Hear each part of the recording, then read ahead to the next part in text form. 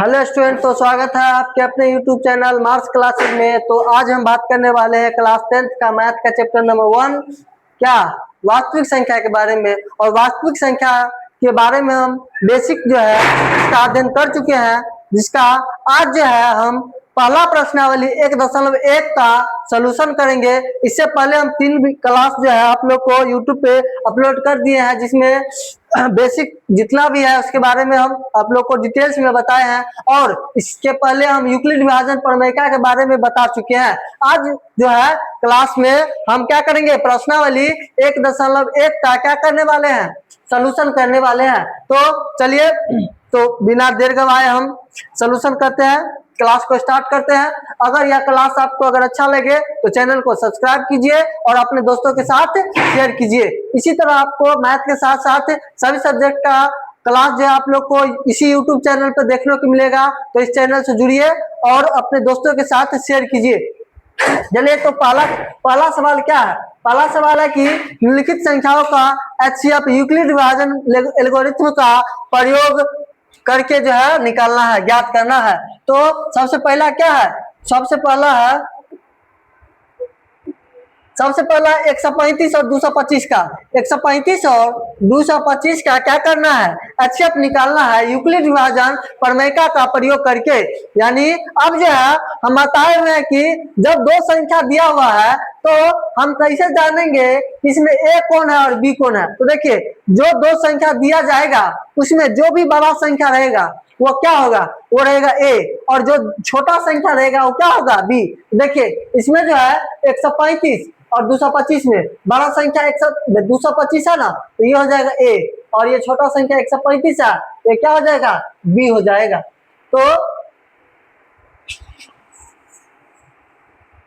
तो यहाँ पे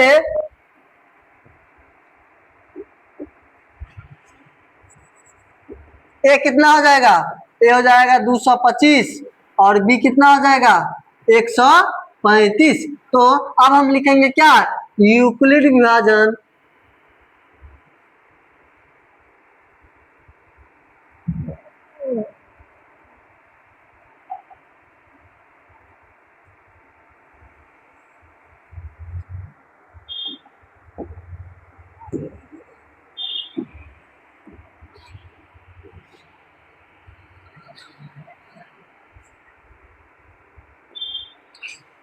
यूक्लिड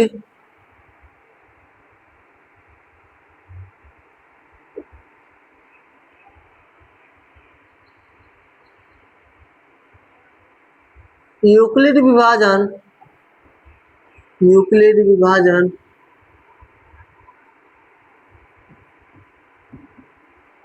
यूक्लिड विभाजन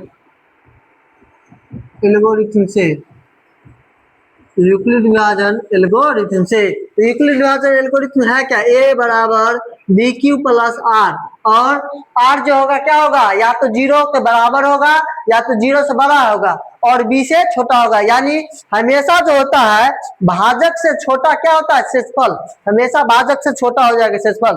तो क्या हो जाएगा, 0 से बड़ा या बराबर होगा और बी से छोटा होगा। तो यहाँ पे ए क्या है, ए हो जाएगा 225 और बी क्या है 135। तो 135 से आप देखिए, 135 से कितना बेर मिलेगा 225 में, एक बेर मिलेगा। 135 गुने 1, 135 गुने 1 होगा 135। तो 225 में से 135 घटाएंगे कितना होगा, 90। कितना हो जाएगा, 90। अब क्या करना है, अगला स्टेप में क्या करना है, जो बी यहाँ है ना, बी को अब ए बनाना है। तो बी को इधर कीजिए, ए बन जाएगा 135, और जो शेषफल होगा ये 90, इसको क्या करना है, यहाँ पे लाना है। अब जो है क्या बेर में लगेगा, एक बेर में लगाया कि 2 बेर में, एक बेर में लगेगा, क्योंकि 2 बेर में लगाएंगे तो क्या हो जाएगा, 90 दूना 180। तो ज्यादा नहीं होना चाहिए, ठीक है ना। तो 90 दूना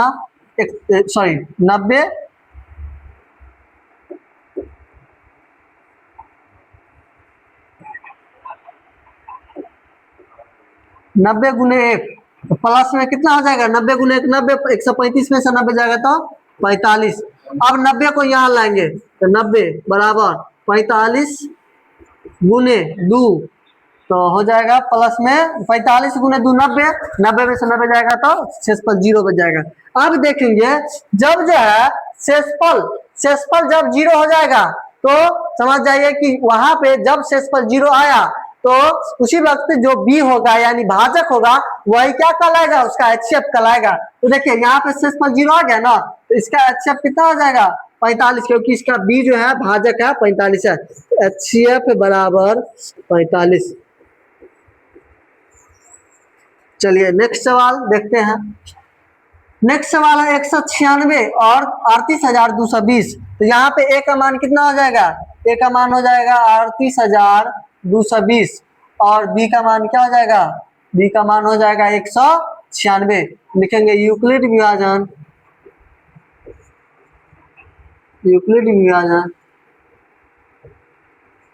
एल्गोरिथम से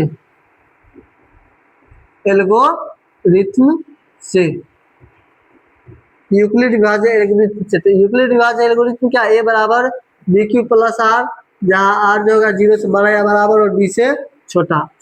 तो यहाँ पे ए कितना आ जाएगा 38,220 गुने बराबर,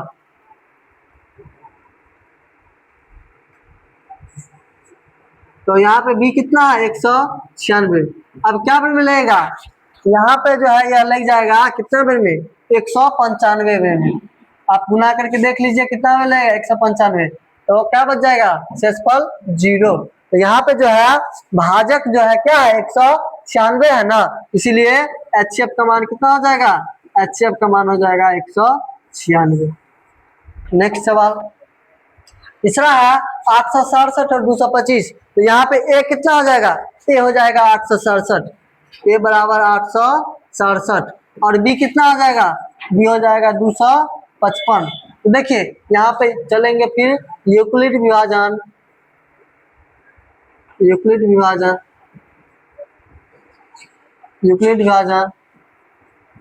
एल्गोरिथम से। तो यहाँ पे देखिए ए बराबर B Q plus R, R 0 से बड़ा या बराबर बी से छोटा। ए कितना आ जाएगा 867 बराबर बी कितना है 255 गुने क्या बार में लगेगा, 2 बार में 3 बार में, 3 बार में लगेगा, 2 बार में लगाएंगे कितना हो जाएगा 510 हो जाएगा, इसीलिए क्या बार में लगेगा 3 बार में, 3 बार में प्लस 255 क्या कितना होता है, तो 255 क्या आ जाएगा आपको, 255 को 3 से गुना करेंगे 5 या 15, 5 या 15 1 16 हासिल 1 2 6 1 7। तो 867 में से 765 जो है 765 घट जाएगा, कितना आ जाएगा 201, यानी यहाँ पे शेषफल कितना हो जाएगा 102। अब 255 यहाँ आ जाएगा, तो 255 बराबर 102 फिर यहाँ आएगा, क्या बने लगेगा 2 बने लगेगा, और 102 दूना कितना होता है 204, 204 में से 255 घटाएंगे तो कितना बचेगा शेषफल 51। अब 102 यहाँ आएगा, 102 बराबर अभी 51 को यहाँ लाएंगे, क्या बने लगेगा 2 बने 51 दूना 102 गुने 2, तो शेषफल कितना हो जाएगा 0, क्योंकि 51 दूना कितना होता है 102, 102 में से 102 घटेगा कितना होगा शेषफल 0। देखिए जब शेषफल 0 आ गया ना तो यही क्या कहलाएगा HCF का मान कितना हो जाएगा, HCF का मान हो जाएगा 51। चलिए नेक्स्ट सवाल है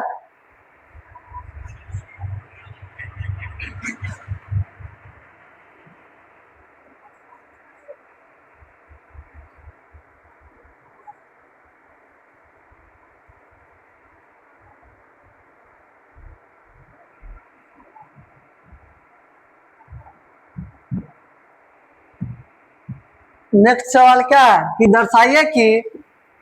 दर्शाइए कि कोई भी धनात्मक विषम पूर्णांक 6q प्लस 1, 6q प्लस 3 और 6q प्लस 5 के रूप का होता है जहाँ q कोई पूर्णांक है। तो देखिए यहाँ पे q जो होगा ना, q क्या होगा पूर्णांक है। अच्छा चलिए देख लेते हैं इसमें रख के। अच्छा यहाँ पे मान ली q का मान 0 होगा, क्योंकि 0 भी एक पूर्णांक है, तो 0 होगा तो 6 गुने 0 0, 0 में 1 जुटेंगे तो ये विषम आएगा। यहाँ पे 0 रखेंगे तो 6 गुने 0 0, फिर 3 आएगा। यहाँ पे 0 रखेंगे तो 6 गुने 0 0 प्लस में 5 आएगा। चलिए यहाँ पे 1 रखते हैं, 6 गुने 1 1, तो कितने होगा 6 प्लस 1 7, यहाँ पे 6 रखेंगे तो 1 रखेंगे, 6 गुने 1 6 3 9, यानी क्या यहाँ पे अगर हम 0 रखते हैं ये 1 रखते हैं तो क्या होगा धनात्मक विषम पूर्णांक आएगा। क्या जैसे देखिए 6 क्यू के जगह पर रख देते हैं मान लीजिए 1 तो प्लस 1 तो क्या 6 का 6 प्लस 1 7 है ना। चलिए इस पर देख लेते हैं 6 गुने क्यू के जगह पर रख लेते हैं 1 प्लस में 3, 6 गुने 1 6 प्लस 3 9, विषम पूर्णांक है ना। चलिए यहाँ पे 5 वाला देख लेते हैं 6 गुने क्यू के जगह पे 1 प्लस में 5 कितना है 6 का 6 5 11। चलिए हम यहाँ पे माइनस 2 रख कर देखते हैं क्यू के जगह पे, तो कहा है ना कि क्यू का मान क्या होना चाहिए कोई पूर्णांक होना चाहिए। तो देखिए 6 गुने क्यू के जगह पे -2 प्लस 1 रखते हैं तो 6 दूना 12 -12 प्लस 1 तो -12 प्लस 1 क्या होता है -11। ये क्या है धनात्मक।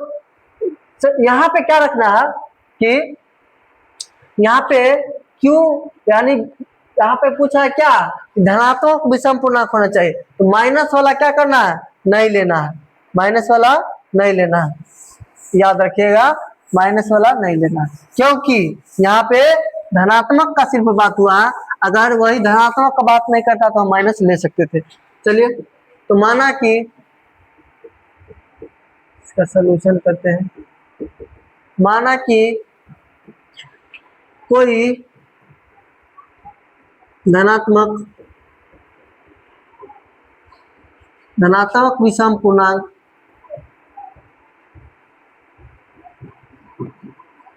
क्या है ए है, तो यहाँ पे बी कितना हो जाएगा भाजक, यहाँ पे देखिए बी हो जाएगा 6।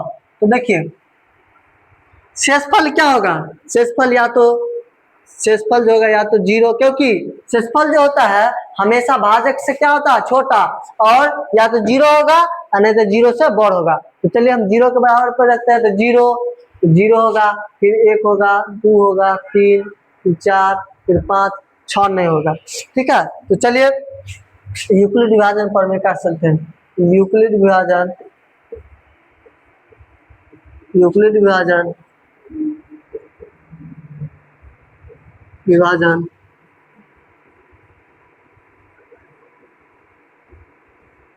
पर में का से, तो यहाँ पे a बराबर 6 क्यू, क्योंकि देखिए 6 तो हो गया भाजक, क्यू हो गया। यहाँ पे देखिए अब हम शेषफल क्या रखेंगे 0, तो क्या हो जाएगा a बराबर, यहाँ पे हम इतना लिख सकते हैं क्या पता है, यहाँ पे हम ये लिख सकते हैं कि r बराबर 0 लेने पर r का मान 0 पर ले लेते हैं, यानी हम r का मान 0 1 2 3 4 5 रख के क्या करते हैं ट्राई करते हैं। चलिए r का मान 0 लेंगे तो a बराबर 6 क्यू प्लस शेषफल क्या होगा 0 रख देते हैं, तो a का मान क्या होगा 6 क्यू। अच्छा ये बताइए तो यानी किसी भी संख्या से पता है कि हम अगर सम संख्या और विषम संख्या का गुणा करेंगे फिर भी सम संख्या आएगा, सम संख्या और सम संख्या गुणा करेंगे फिर भी सम संख्या आएगा।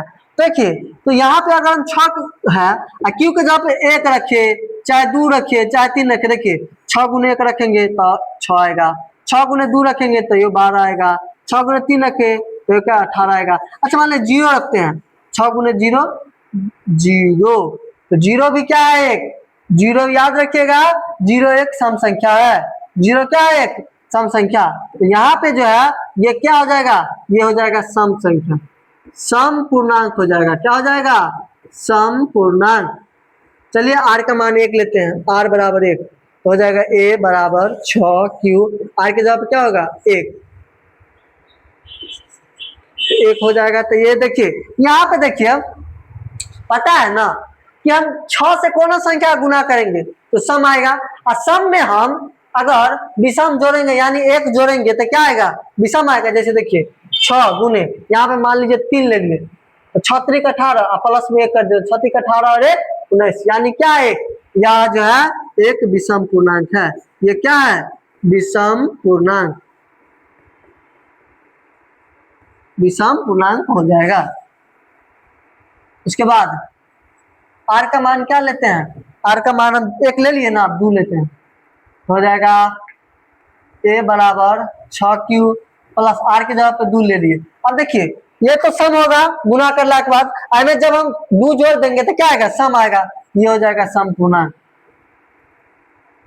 सम पूर्णांक। अगला अब r बराबर 3 लेते हैं, तो a बराबर 6q प्लस शेषफल की जगह पे 3। अब देखिए ये तो सम होगा, शेषफल जोड़ेंगे 3 तो हो जाएगा क्या, ये हो जाएगा विषम पूर्णांक। अगला r का मान 4 लेते हैं, तो a बराबर 6q प्लस 3 के जगह पे आप शेषफल क्या होगा 4। देखिए ये तो सम है, इसमें 4 जोड़ देंगे तो क्या आएगा, सम आएगा, तो सम पूर्णांक आएगा। उसके बाद r का मान 5 लेते हैं, तो a बराबर 6q शेषफल में क्या हो जाएगा 5। अब देखिए ये तो सम है, क्योंकि 6 को हम पूर्ण संख्या से गुना करेंगे तो सम आएगा, तो देखिए 5 जोड़ देंगे तो क्या बन जाएगा, विषम पूर्णांक,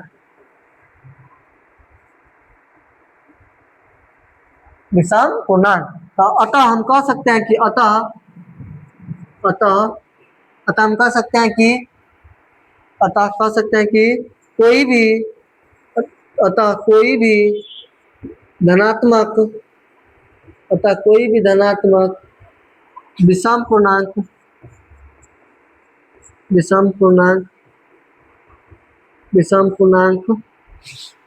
6q प्लस 1 6q प्लस 3 तथा 6q प्लस 5 के रूप का होता है।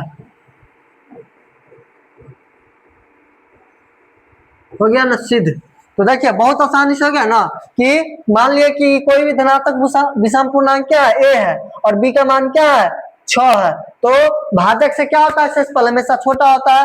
r का मान क्या होगा 0 1 2 3 4 5। तो यूक्लिड विभाजन प्रमेय से चलेंगे, r बराबर 0 लेंगे तो 6 पर a बराबर 6q प्लस शेषफल क्या होगा 0, तो a बराबर 6q, तो 6q हो गया तो क्या हो गया सम पूर्णांक। अब r का मान 1 लिख सकते हैं, a बराबर 6q प्लस 1, ये क्या होगा विषम पूर्णांक। तो इसी तरह हम कह सकते हैं कि कोई भी धनात्मक विषम पूर्णांक क्या होता है, 6q प्लस 1 6q प्लस 3 और 6q प्लस 5 के रूप का होता है। उसके बाद अगला सवाल है कि किसी परेड में 616 सदस्यों वाली एक सेना यानी आर्मी की टुकड़ी को 32 सदस्यों वाले एक आर्मी बैंड के पीछे मार्च करना है।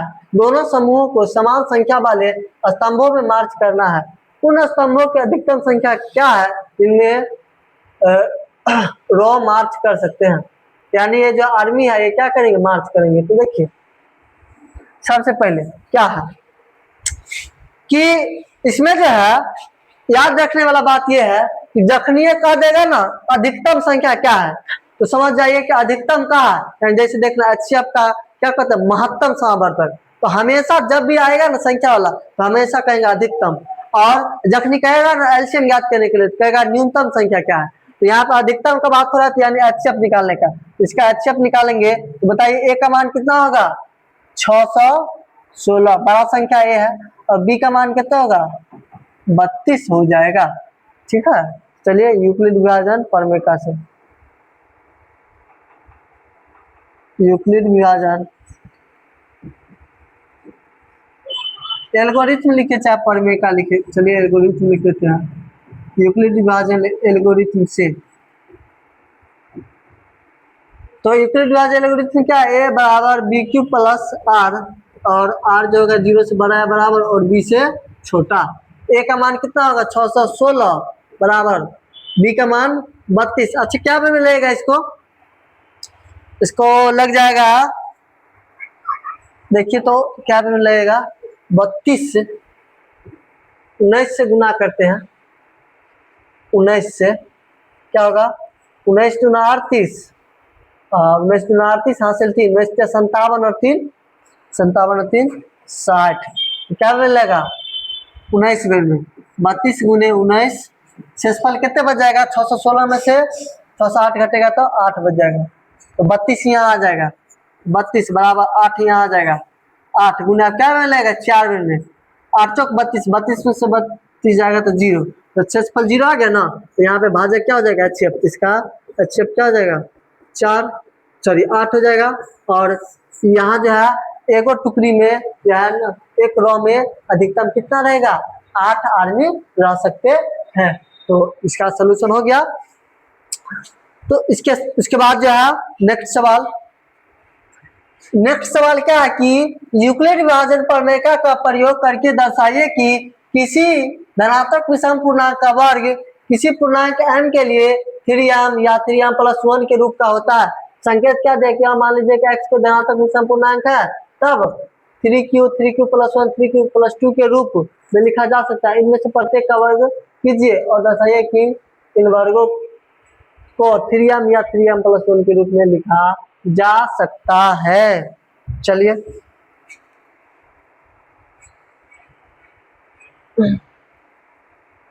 सवाल उड़ गया, आ गया। तो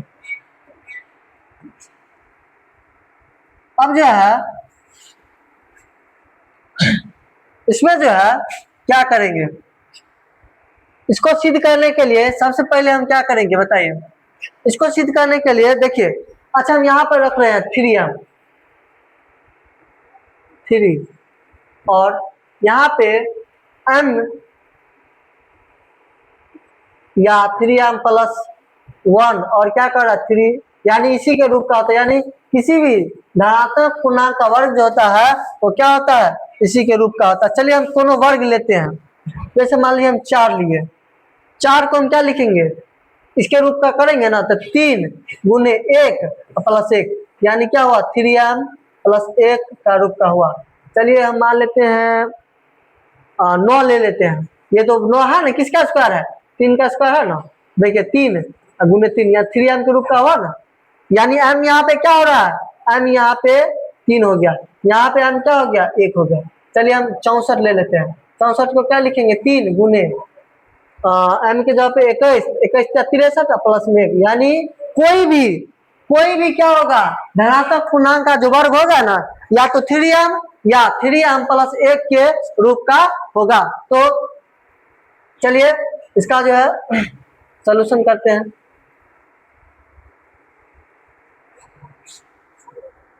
तो मानेंगे कि माना कि कोई धनात्मक पूर्णांक बराबर a मान लिए। अब देखिए a मान लिए तो चलेंगे क्या यूक्लिड विभाजन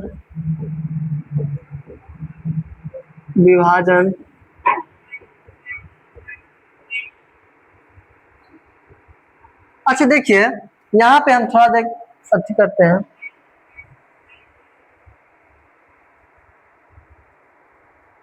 यहाँ पे हम क्या देख रहे हैं, यहाँ पे भाजक जो है ना भाजक क्या है 3 है, तो भाजक 3 है यानी b का मान जो है क्या है b का मान 3 है। तो बताइए शेषफल क्या होगा 3 से छोटा ही ना होगा, या तो 0 होगा नहीं तो 1 होगा नहीं तो 2 होगा। तो यहाँ पे हम देख लेते हैं। चलिए इसके बाद तो चलेंगे अब यूक्लिड विभाजन पर एल्गोरिथम से। यहाँ प्रमेय का लिखा है तो यूक्लिड विभाजन प्रमेय का एक ही चीज है, यूक्लिड विभाजन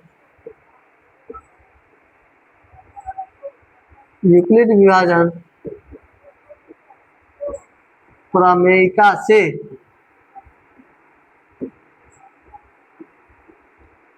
यूक्लिड विभाजन प्रमेयिका से तो ए हो गया यहाँ पे धनात्मक पूर्णांक और यहाँ रूप क्या है 3m, शेषफल यहाँ पे 0 हो गया तो कोई जरूरी नहीं, इसका स्क्वायर करते हैं a का स्क्वायर बराबर 3m का स्क्वायर, तो a स्क्वायर बराबर 3m का स्क्वायर क्या होगा 9m स्क्वायर।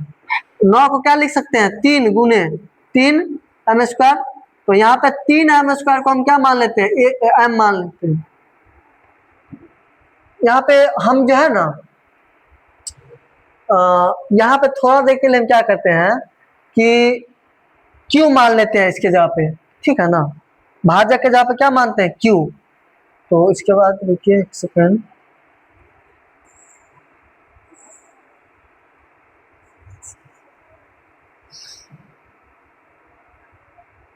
आसानी रहेगा। तो 3Q का स्क्वायर, 3Q का स्क्वायर क्या होगा 9Q, सॉरी यहाँ पे 9Q स्क्वायर। अब 9 को क्या लिख सकते हैं 3 गुने 3Q स्क्वायर, तो गुना होगा तो उतना ही आएगा। अब 3Q स्क्वायर को हम मान लेते हैं क्या चीज, 3Q स्क्वायर को हम मानेंगे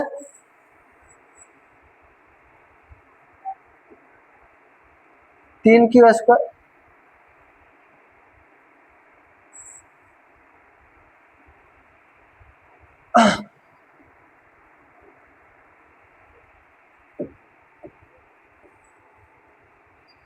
गड़बड़ा रहा है कैसे,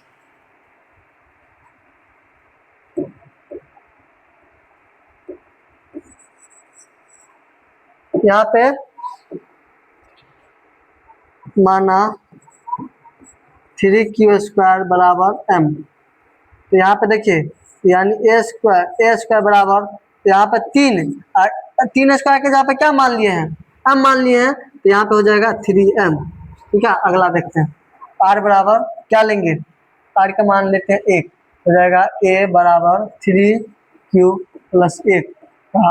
अब यहाँ पे स्क्वायर करेंगे, इसके बाद करा ना वर्क करने के लिए, 1 स्क्वायर प्लस 3Q प्लस 1 का स्क्वायर, 1 का स्क्वायर बराबर 1 का स्क्वायर, तो 3Q का स्क्वायर क्या हो जाएगा, एक ही बार लिख लेते हैं। 3 का स्क्वायर क्या हो, 3Q का 3 का स्क्वायर 9 और Q का स्क्वायर Q स्क्वायर, ए स्क्वायर प्लस बी स्क्वायर, 1 का स्क्वायर 1 प्लस 2, ए के जगह पे क्या हो जाएगा, देखिए 2 गुने ए के जगह पे 3Q और गुने बी के जगह पे 1, 3 दूना 6Q, तो क्या हो जाएगा 6Q हो जाएगा। तो क्या लिखेंगे 6Q, 1 प्लस 1 प्लस 6Q, तो पहले 1 लिख लेते, पहले 6Q लिख लेते हैं। तो यहाँ पे क्या लिखेंगे ए स्क्वायर बराबर, यहाँ से 3 कॉमन ले लेते हैं, हो जाएगा यहाँ 3Q स्क्वायर प्लस यहाँ 2Q प्लस 1। यहाँ पे क्या करेंगे, यहाँ 3Q स्क्वायर प्लस 2Q बराबर m माना, तो यहाँ क्या हो जाएगा ए स्क्वायर बराबर 3, एक यहाँ पे m माने 3m प्लस m, तो हम लिख सकते हैं कि अतः किसी भी धनात्मक पूर्णांक का वर्ग जो होता है वह 3m या 3m प्लस 1 के रूप का होता है।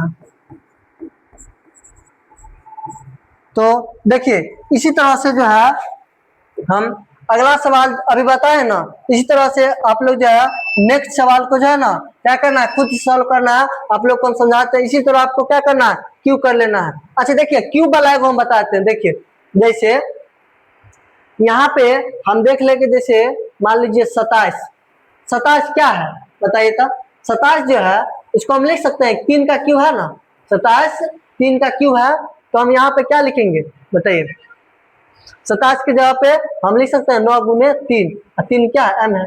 अच्छा 2 का क्यूब कितना होता है, 2 का क्यूब होता है ना 8। अच्छा इसको किस रूप में लिखेंगे, तो 9 गुने m के जगह पे 0 प्लस 8 हो गया ना 8। तो कोनो धनात्मक पूर्णांक का धन जो होगा ना क्यूब, वो किस रूप का होगा, या तो 9m या 9m प्लस 1 या 9m प्लस 8 के रूप का होगा। चलिए इसका सोल्यूशन आप लोग जो है कर सकते हैं, खुद से इसका क्यूब कर लीजिएगा।